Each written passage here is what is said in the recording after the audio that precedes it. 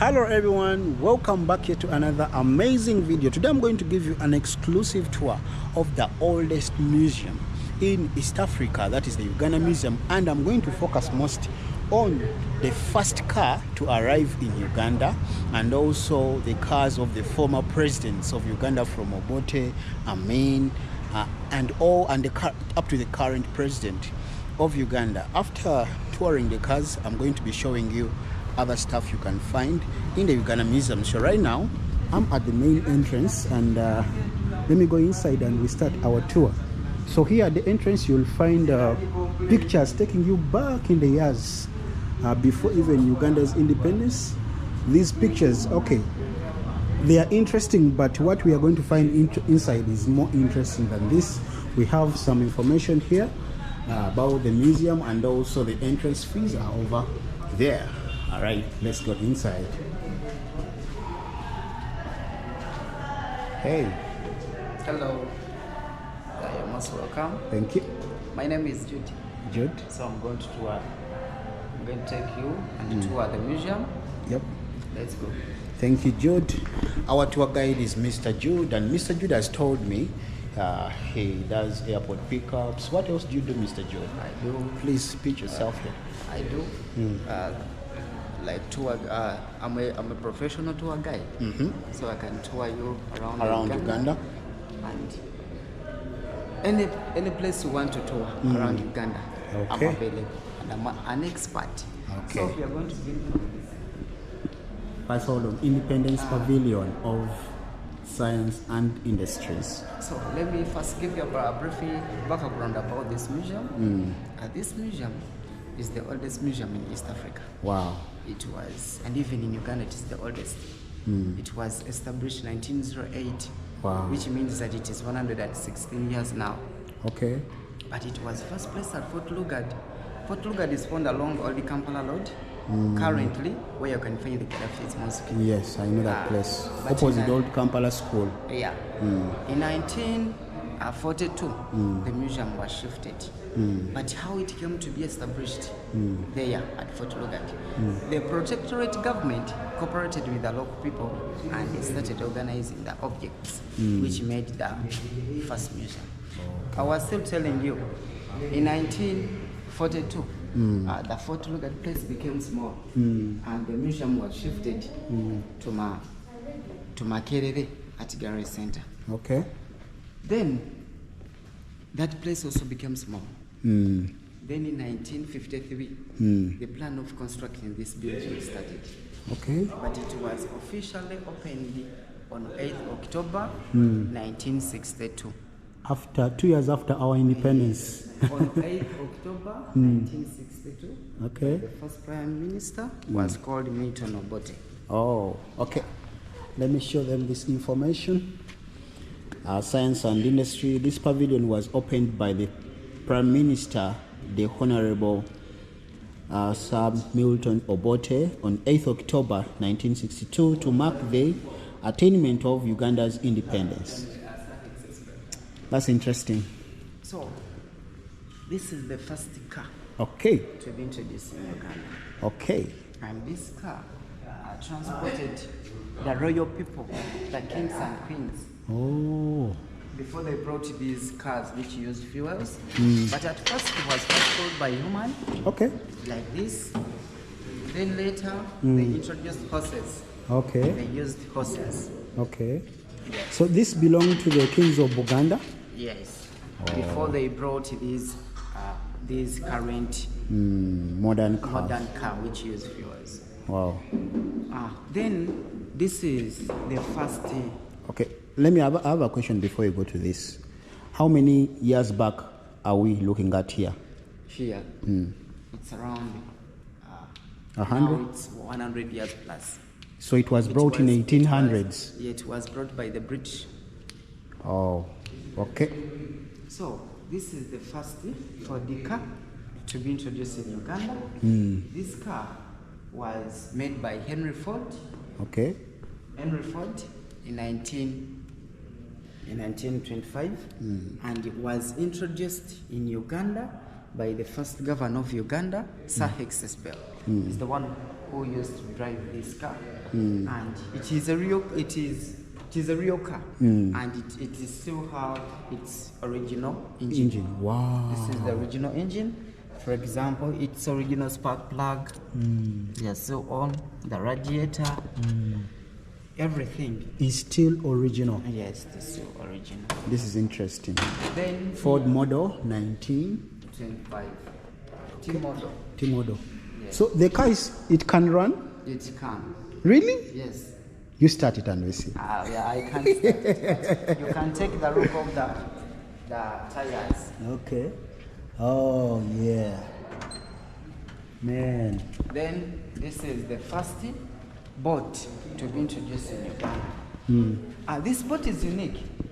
To be introduced yes. by the British? No, by the Ugandans. This boat is unique. By the time they made this boat in Uganda, we had no nails in Uganda. Okay. But the Ugandans were they were very wise. Intelligent. Yes. They could get the outer layer of the tree. They could pluck out the outer layer of the tree. Those outer layer acted as nails to join these timbers to make a boat. So these are the? These are the back of the tree. They twisted them. Are you serious? Yes, they are not nails. Wow. This boat was made without any nail. Wow. Yes. Is this the first boat or it is a replica? The first boat to be introduced in Uganda. It was used on Sese Highland. Okay. This boat was used on Sese Highland on the shores of Lake Victoria. Now, how did they get this timber from the tree? How did they cut it to this? By then, they used the hand axe. Okay. Yes, I'm going to show you the hand axe. Okay. And you're going to know the first and the generation of the hand axe. How technology has been developed. Okay. Then when we come here, we have the first telecommunication network to be introduced. Okay. In Uganda. I can see. Yes. It was introduced in 1852. And to operate it, you just climb up. Oh. Guys, if you're enjoying the video, kindly give it a thumbs up and don't forget to leave your thoughts in the comment section down below.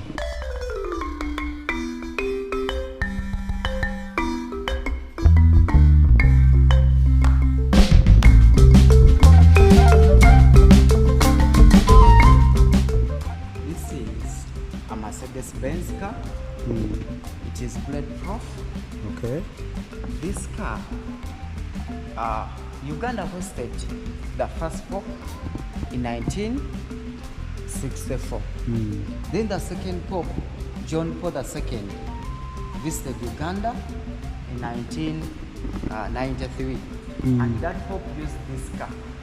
Okay. This car is the one which transported the Pope Pius around Uganda. And it is a Mercedes-Benz. It was a bulletproof car.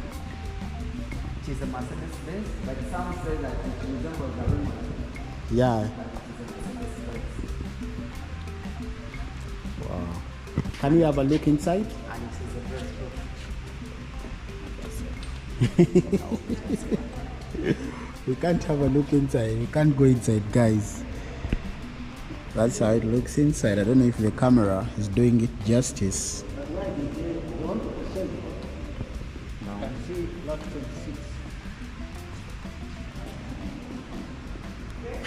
Wow.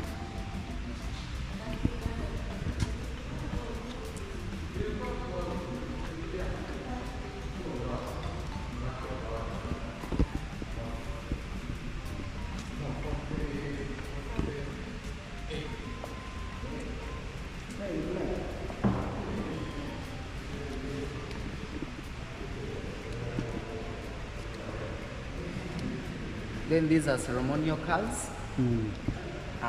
These are ceremonial cars which they used in 1986. For example, This car was gifted to Museveni, President Museveni, and his first car is when he came to power, 1986, and it is bulletproof. The other one, we are his convoy. No, first wait, don't rush me. I want to really take some time to admire this car.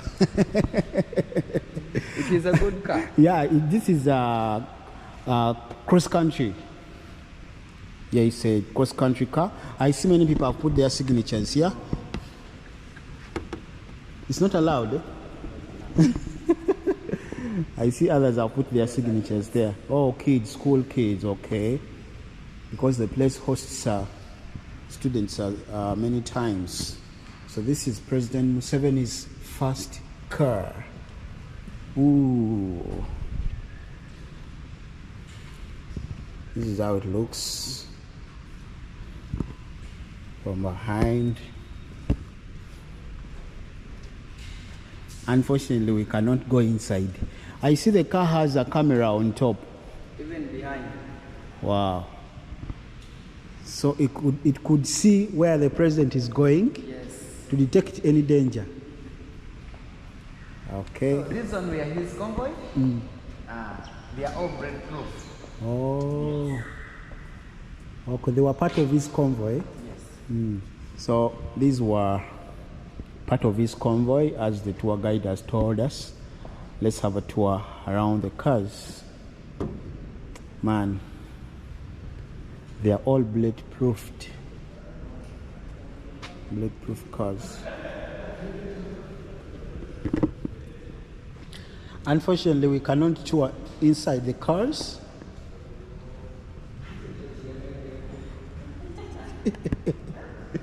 My tour guide is laughing at me because I want to go inside. Yeah, I want to see how comfortable these cars were. I see this one has I think this glass inside. There's a glass inside with partitions the back seat from the front seat. So in case of any attack, the president would be always safe, or people in the lead. Guys, the glass is very thick. Oh my God, I see it's about 3 inches. Wow, man. Guys, for some reasons, I don't know why, the other cars for the other previous presidents are not here. Maybe they are in another location. Yeah, but this was the fleet of President Museveni, and also the 2 popes who visited Uganda. These are called Impala. Oh. Where the name Kampala came from. Okay. These animals, they were roaming in Kampala. Okay. Before they named Kampala. Okay. The name Kampala. Now, so the name Kampala originated from these animals. They are roaming in Kampala. Then when you look there, we have the pangolin. It's down there. In Uganda, we have 4 types of pangolin. Okay. We have that pangolin which doesn't climb trees, and I'm going to show you the other pangolin which climb trees. Okay. But before, these impala are found on islands. When you see them, you know that there is near an island. Okay. So in Kampala, did we have an island around? Yes. On Lake Victoria? Even near The King's Palace? Luzila. Okay. Near Luzila. Oh, So that is another type of pangolin. Pangolin known as Olugave In Uganda. in Uganda. That one climb trees. The other one is the humble pangolin. This one is the one which climb trees. Is a bit more aggressive. Yes. So this is also an impala. Yes. What is the local name of an impala? Empewo. Oh, akawewo. Yes. Okay. Yeah. See. So here we have the leopard, and that is the real skin of a leopard. But these leopard are found in mountainous areas and forest areas. The king of the jungle. The king of the jungle. Does that one climb trees? That one climb trees. Okay. Yeah, it's like a bush cat. Okay. This side is about The dam. the generation of hydroelectric power. This place is found in eastern Uganda. That is Ginger. There is a dam on the source of River now. It is called Bujagal Dam. That dam generates 255 megawatts Of electricity. Yeah, that is a lot. So we use we sell that electricity to our neighboring country. Uganda, sell it to Rwanda and Kenya. Yeah. Then here we have some of the fossils. I can show you a fossil. Simply, a fossil are the remains of plants and animals. Simple as that. So here we have some of the. This is the lower jaw. Of an elephant? The lower jaw of a hippo. Oh. Hippopotamus. Oh. But at first, these hippos, they used to be very big. It was times to this one. Wow. When we continue moving in the museum, touring the museum, I'm going to show you the first lower jaw. It was very big. Then this is Upper jaw? the upper jaw, the skull of the museum, of the hippo. Hippopotamus. Yes. And it was very big. The reason why they reduced in the size, the reduction in water and even in green, it made them to reduce in the size. As you're going to know that even humans evolved. At first the humans, they used to be giants. But as you know the climate. But is that true? It is true. According to science and research. And when we come this But the Bible has a different story. Science and the Bible, they are somehow controversial. Yeah, okay. So here we have some of the minerals we have in Uganda. Okay. Yeah. We have phosphate. Phosphate. This one. Yeah, that is phosphate for making artificial fertilizer. Then here we have limestone. Limestone for making cement. Okay. Then here we have salt. This is rock salt. Yes, in Uganda it is locally known as echisula. Okay. Then this is cement before being processed for construction. We have silic sand for construction. This one is clay. Yes, clay. Then this is volcanic ash. Okay. Yes. We have a lot of minerals. Granites, marble for construction. Then when we come this side, we have tin. Here we have tin. We have copper ore for making copper wire. And this copper ore, it is extracted I can in see some Kasese copper. district. Yeah, that is copper. I think you can see. Yeah, I can see some shining stuff. We have manganese, iron ore, and I can encourage the students to come and tour the Uganda Museum. So this iron ore currently is magnetic. If I place a magnet there, it will stick to. Yes. Wow. And in Uganda we extract gold, but as you know the issues on the You just on the got gold. You just got that out of my mind. Yeah, I was going to ask where is gold now. You can put your gold. I know. I expected that question. Yeah. Where is gold? Yeah. We extract gold in Uganda, but you can't put your gold. As you know the issues of gold. Yeah. Gold is an expensive, element. This is the first Big Eat Award won by Eddie Kenzo. Oh. Yeah. Oh, he gave it to you guys. Yes, the first Big Eat Award won by Eddie Kenzo. Okay. To encourage and motivate the Ugandan, the young generation to love their country and to promote they like to promote their talents. Then this is a film award. That is Kunde Award. Won by who? All won by applicants. Oh, this is interesting. Okay. Then let me show you. This is called Akibua. Oh yeah. Akibua, the first Ugandan to win the gold medal in 1972 In the Olympics? Uganda, in Olympics. Then this is the first lady called Nzukuru. Oh yeah. Nzukuru to win the gold medal for Uganda. Zikulu was popular in the mid 2000s. Yes, was the first lady to win the gold medal for Uganda in 2006. Okay. Yes. Then when you come on the football team, this is the first Ugandan football team. Represent Uganda in the football match. These people, they played barefooted. Are you serious? Yes, but they won the match 2-1. Where was that?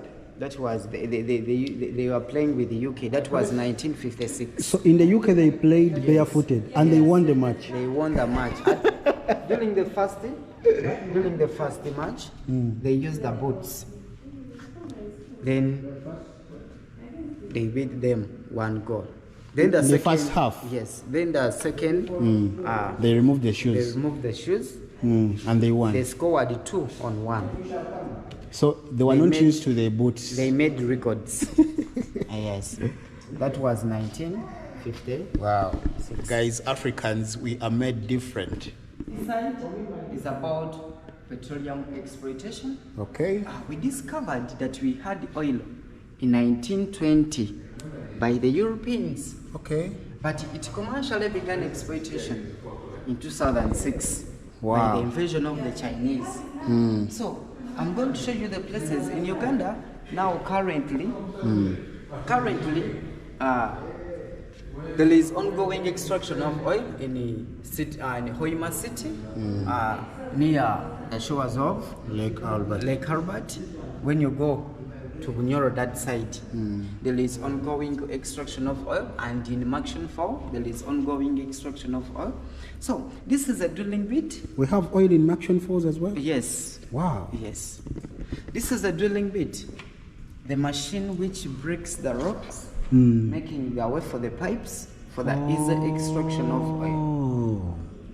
And one of the ways how oil is formed is by the accumulation and decomposition of organic materials.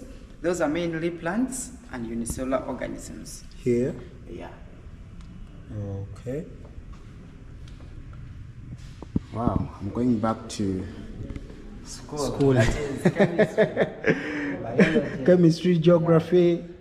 So the oil we extract in Uganda, it is heavy and waxy, which means that our oil is good. It is heavy and waxy. It is good for the engine. Okay. Our oil is good. It's good quality. Yes. Currently, this is the plant. Yes, in Action 4. Okay.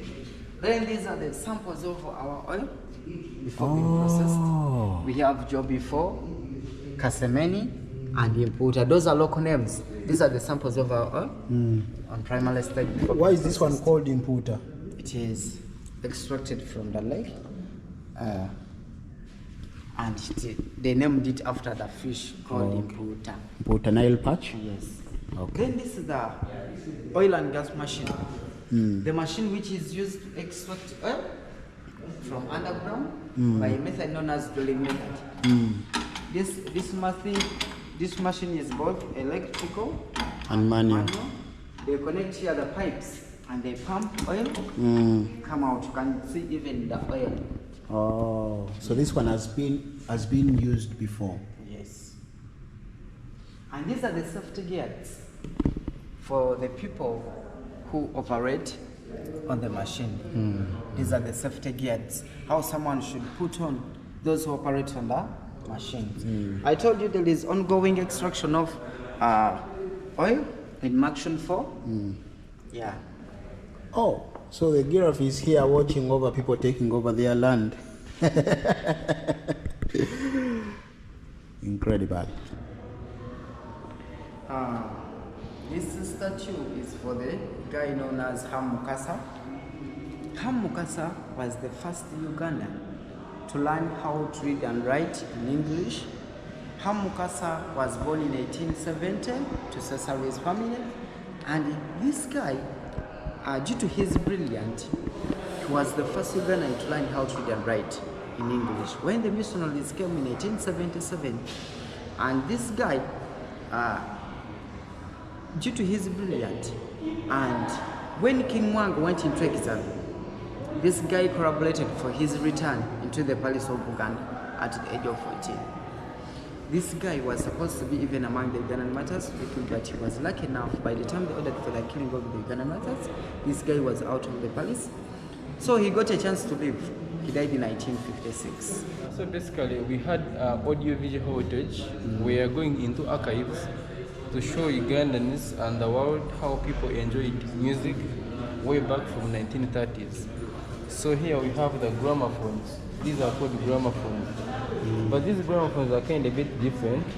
This one and this one, these used electricity. But this one was electrified manually by turning this. So let's try it now. So you could electrify it from this side, this part of it, this way.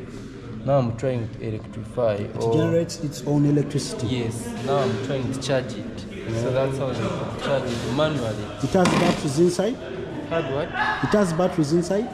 Yeah, it had its own kind of setting inside, but you could electrify it from this side of it. Okay. So now when you're done, you get this vinyl. These are not compact discs. They are called vinyls, and they had songs engraved on both sides, this side and the other side. Okay. So you bring your vinyl, and then you place it here, like this. And then after placing it, you turn this one this way. The vinyl will start rotating. You understand? Then this part here, it had a needle. This needle could read information recorded on the vinyl. So you could turn this, you press it here, and then it starts reading information recorded on the vinyl, and then you start playing the music. So the sound was coming out from here. Yeah, so that's how music was played. It would be nice if we had some music coming out of that machine. We have one that works, but that is kind of a bit modernized. Okay. So after you shall go and check it. Okay. That one works. Okay, thank you. Wow. Then we check on the vintage Philips radio for 1930s. This is like any other radio, but only that the way it was made and the appearance was so unique. So that's how it looked like, 1930s to 1950s. That's how the radio looked like. Then we have a rotary dial. You can either call it a telephone, but basically this was a rotary dial. So you could get this, you're ready to make your call. You press here, maybe you want to dial 0, you turn it this way, up to this point, and then you let it go back. Okay. Then 7, same procedure, you let it go back.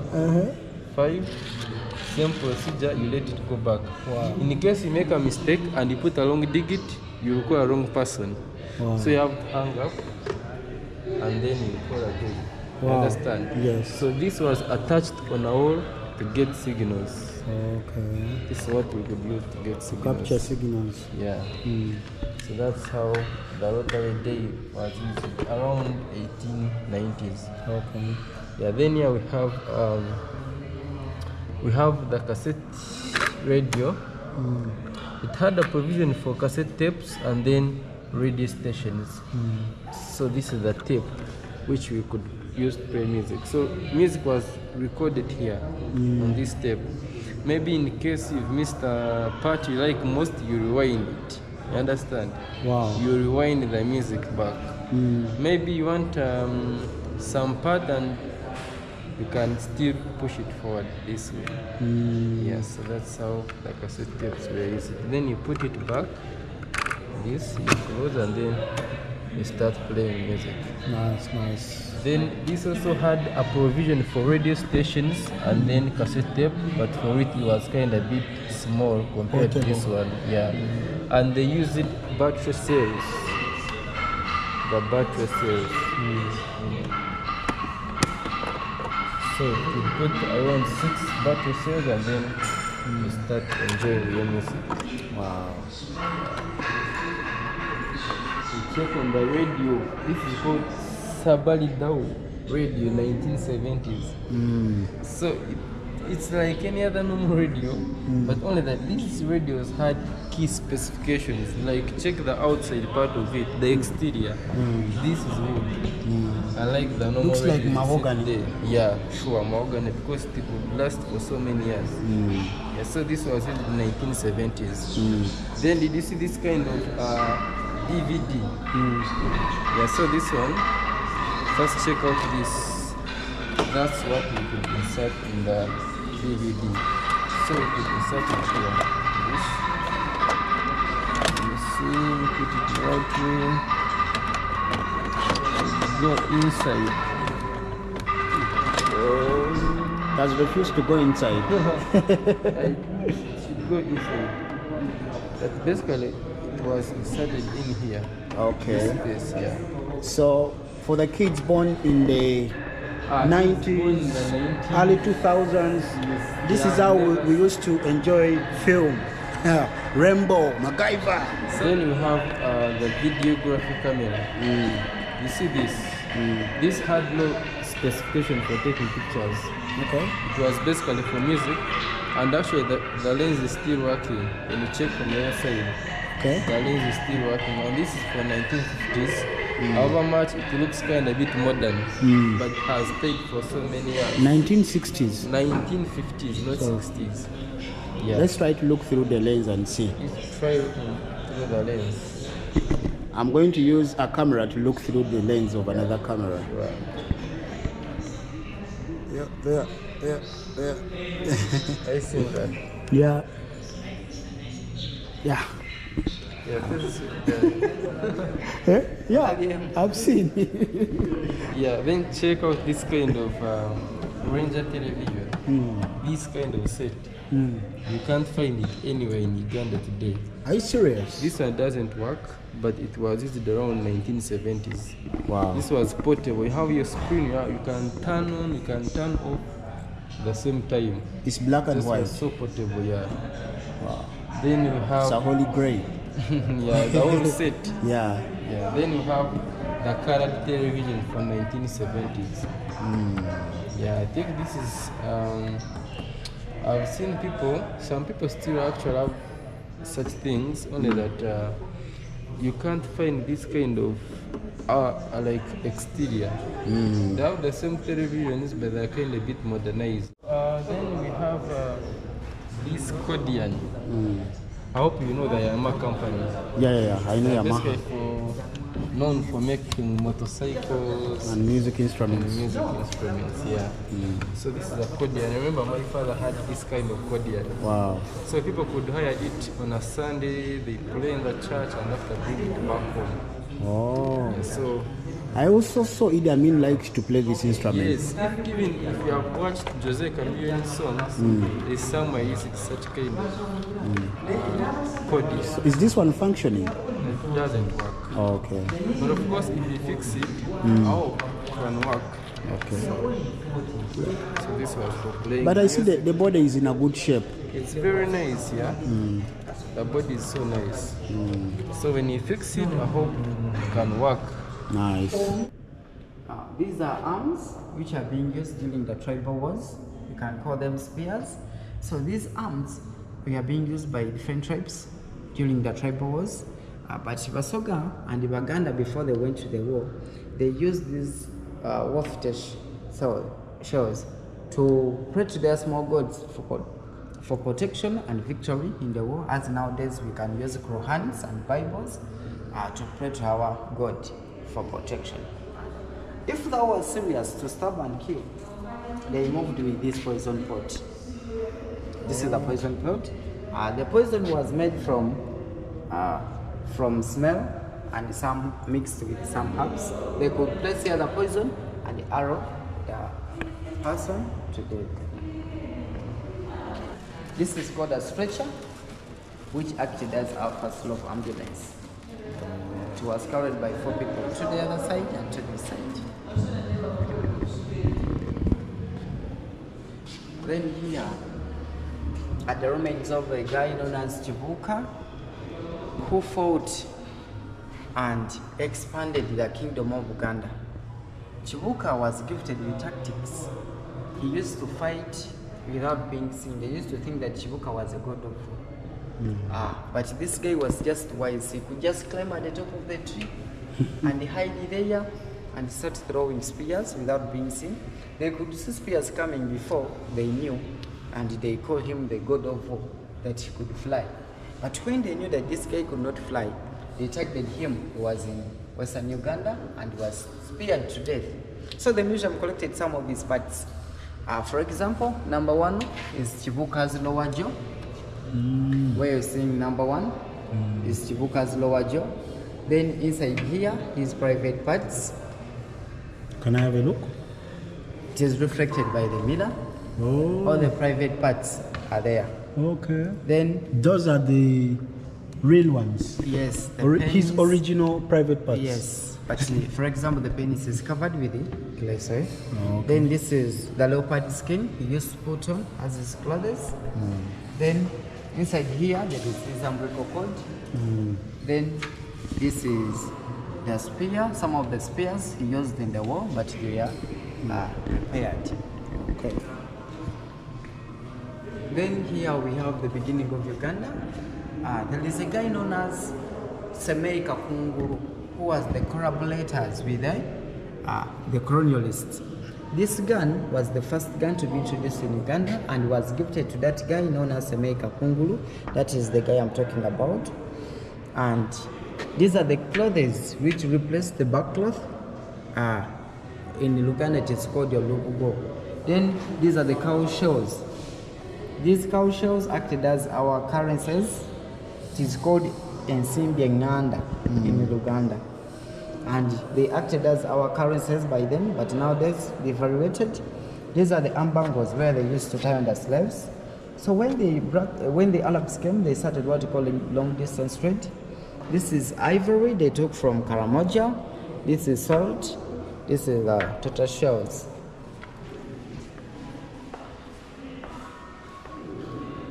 This is the traditional wear.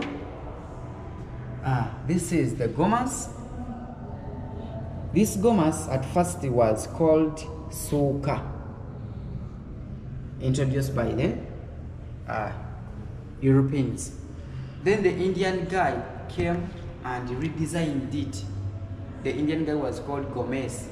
So they named this dress Gomez after that Indian guy. Then this is the council. These are the sandals. The first sandals for the lady, known as Kalabanda. Yes.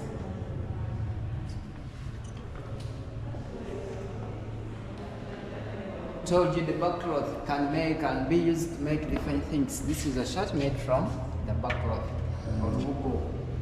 Okay. Excuse me.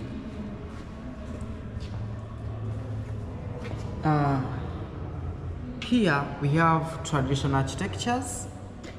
Then that is the house for the Baganda. It represents the Kasubi tomb.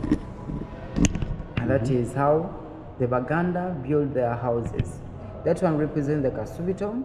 Then here we have the Ankole and Bahima. Ankole and Bahima. That one represents the Western people. Then this one for the Hunyoro, the last one.